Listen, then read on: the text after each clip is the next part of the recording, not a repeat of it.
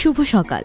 আজ শুক্রবার 17 জানুয়ারি 2025 খ্রিস্টাব্দ, 3 মাঘ 1431 বঙ্গাব্দ, 16 রজব 1446 হিজরি।